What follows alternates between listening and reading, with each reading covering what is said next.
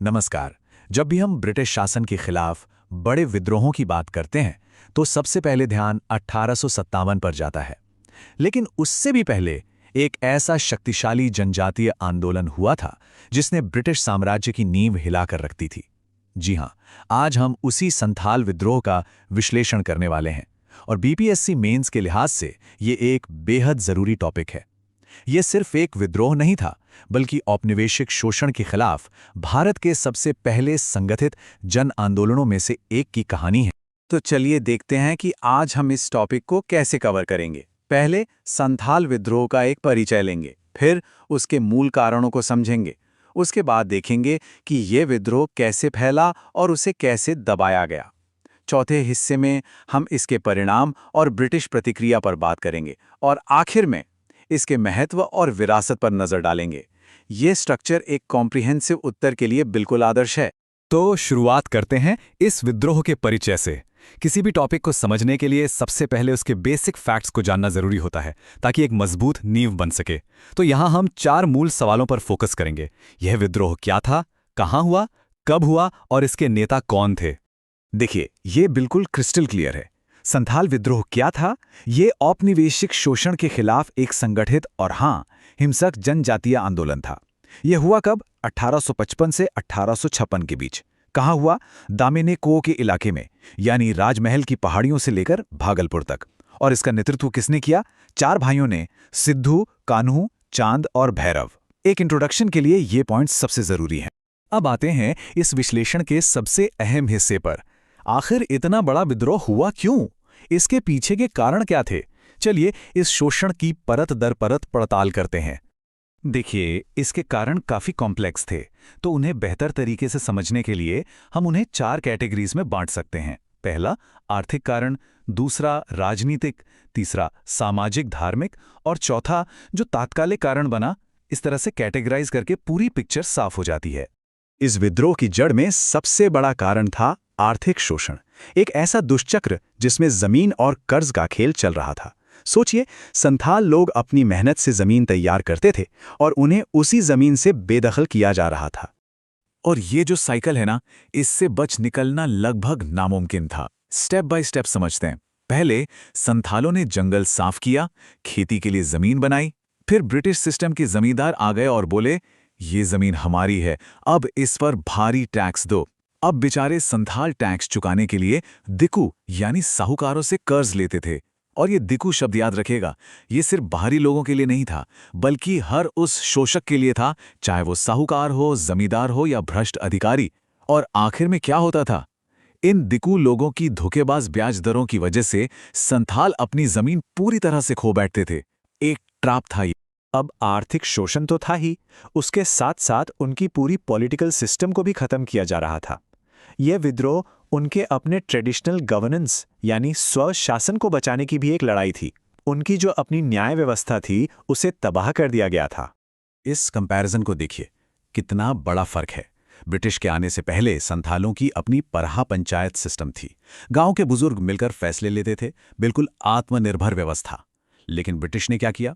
एक भ्रष्ट पुलिस और अदालत का सिस्टम ला दिया। अब फैसले कौन कर रहा था? बाहर के लोग, दिकू और ब्रिटिश अफसर। और उनका झुकाव हमेशा जमींदारों और साहूकारों की तरफ होता था। इंसाफ की तो कोई गुंजाइश ही नहीं बची। तो पैसा छिन गया, जमीन छिन गई, इंसाफ छिन गया। लेकिन बात यही नहीं रुकी। उन्हें लगा कि अब उनकी संस्कृति और धर्म पर भी सीधा हमला हो रहा है। सोचिए, उन पर क्रिश्चियन मिशनरीज धर्म परिवर्तन के लिए दबाव बना रहे थे। उनके अपने देवी देवताओं और मान्यताओं का अपमान किया जा रहा था। और इन दिकुओं के आने से उनका जो पूरा सोशल फैब्रिक था, जो सामाजिक ताना बाना था, वो बिखर गया था। इन सब चीज़ों ने उनके अंदर एक गहरा गुस्सा पैदा कर दिया, क्योंकि उनका पूरा अस्तित्व, उनकी पूरी लाइफस्टाइल ही दांव पर लग गई थी। अच्छा, तो कारण तो हमने समझ लिए। अब देखते हैं कि ये विद्रोह आखिर शुरू कैसे हुआ, कैसे आगे बढ़ा और ब्रिटिश ने इस पर क्या एक्शन लिया। ये टाइमलाइन देखिए, पूरी कहानी साफ हो जाएगी।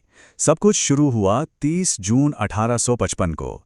भगनाडीह में करीब 10,000 संथाल इकट्ठा हुए और उन्होंने ऐलान कर दिया कि कंपनी का राज अब खत्म। उसके ठीक बाद जुलाई में विद्रोह फूट पड़ा। जमींदारों और साहूकारों पर हमले शुरू हो गए। अगस्त में सिद्धू पकड़े गए और मारे गए, लेकिन विद्रोह रुका नहीं, चलता रहा। फिर नवंबर आते आते ब्रिटिश ने मार्शल लॉ लगा दिया और आखिरकार फरवरी 1856 में जब कान्हू को गिरफ्तार किया गया, तब जाकर ये बड़ा विद्रोह आखिरकार दबाया जा सका। तो लड़ाई बराबरी की तो बिल्कुल नहीं थी। एक तरफ संथाल थे जिनके पास थे अपने पारंपरिक हथियार, तीर धनुष, कुल्हाड़ी, तलवारें, और वो गुरिल्ला टैक्टिक्स का इस्तेमाल कर रहे थे।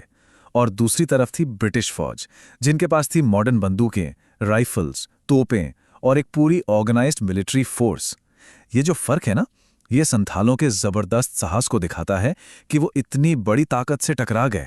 15,000 से ज्यादा, ये सिर्फ एक नंबर नहीं है, ये उस क्रूर दमन की गवाही है जो ब्रिटिश ने किया।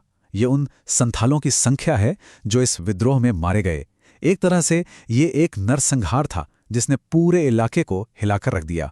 तो विद्रोह को तो बहुत बुरी तरह से कुचल दिया गया, लेकिन इसकी आग इतनी भयानक थी कि ब्रिटिश एडमिनिस्ट्रेशन को भी समझ आ गया कि उनसे बहुत बड़ी गलती हुई है। इसने उन्हें अपनी पॉलिसीज बदलने पर मजबूर कर दिया। और ये बदलाव सिर्फ नाम के नहीं थे, ये काफी अहम एडमिनिस्ट्रेटिव चेंजेस थे। सबसे पहले संथाल परगना नाम का एक अलग डिस्ट्रिक्ट बनाया गया ताकि संथालों को प्रोटेक्ट किया जा सके।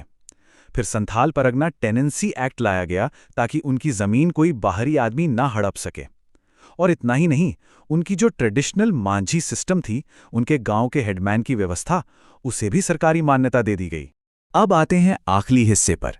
इस विद्रोह का लॉन्ग टर्म इंपॉर्टेंस क्या है, इसकी लेगेसी, इसकी विरासत क्या है, क्योंकि हार कर भी ये विद्रोह बहुत कुछ सिखा गया। देखिए, इस विद्रोह का असली महत्व इसकी जीत या हार में नहीं है, बल्कि इसके असल में है। ये आने वाले समय के लिए, दूसरे जनजातीय और यहाँ तक कि राष्ट्रीय आंदोलनों के लिए एक इंस्पिरेशन बन गया। इसने संथालों के बीच एक मजबूत एकता और पहचान पैदा की। और सबसे बड़ी बात, इसने ये साबित कर दिया कि अगर लोग एकजुट हो जाएं, तो एक हारा हुआ विद्रोह भी औपनिवेशिक ताकत को अपनी पॉलिसीज बदलने पर मजबूर कर सकता है। यहां तक कि कार्ल मार्क्स ने भी इसकी अहमियत को पहचाना और इसे भारत की पहली मास रेवोल्यूशंस में से एक कहा। क्यों? क्योंकि ये अचानक भड़का हुआ गुस्सा नहीं था, ये ऑर्गेनाइज्ड था। इसके आर्थिक लक्ष्य बिल्कुल साफ थे, जमींदार और साहूकार, और इसमें हजारों लोगों ने एक साथ हिस्सा लिया था। तो आखिर में यह सवाल सामने आता है कि यह विद्रोह असफल होकर भी सफल कैसे था? जवाब साफ है। भले ही ये मिलिट्री तौर पर दबा दिया गया, लेकिन इसने ब्रिटिश सरकार को अपनी नीतियां बदलने पर मजबूर किया और आने वाली पीढ़ियों को लड़ाई जारी रखने की प्रेरणा दी। इसलिए संथाल विद्रोह ने अपनी हार में ही एक ऐसी जीत हासिल की जिसने भारतीय इतिहास में अपनी जगह हमेशा के लिए अमर कर ली।